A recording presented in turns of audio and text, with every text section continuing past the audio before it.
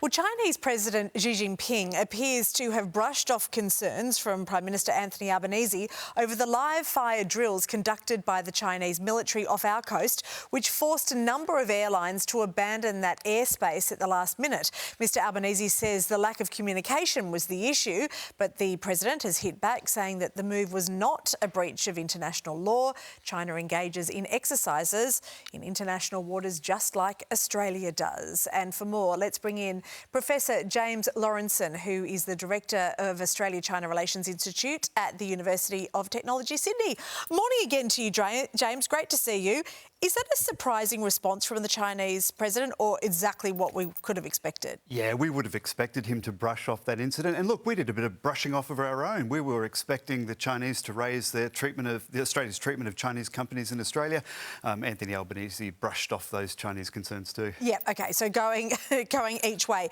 I'm wondering, so after they had the official talks, then the Prime Minister and his fiancée Jodie Hayden were invited to lunch. Yes. What do we read into that? Well, it was a nice touch in the Chinese system. It's certainly not normal for foreign visitors to meeting Xi Jinping to then get invited to an informal lunch afterwards. And I hope Anthony Albanese is asleep right now because he had a very big day yesterday. Yes, it was a banquet, I believe. It was indeed, and it went into the night. He met the Chinese Premier in the afternoon, the head of Chinese Parliament after that. So, yeah, it was a busy day. OK.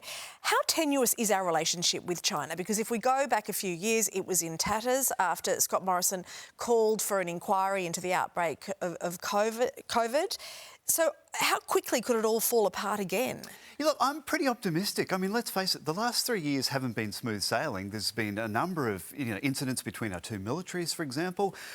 There's some Australians detained in China. China's upset about Australia's treatment of Chinese investment here. But yet those differences have been managed. So, yeah, we should never expect smooth sailing in the Australia-China relationship. But the point is just to keep the politics on an even keel, and then businesses and people-to-people exchanges can go forward. And that's what's happening. OK, as we discussed the other day, we're not expecting any major breakthrough announcements to come.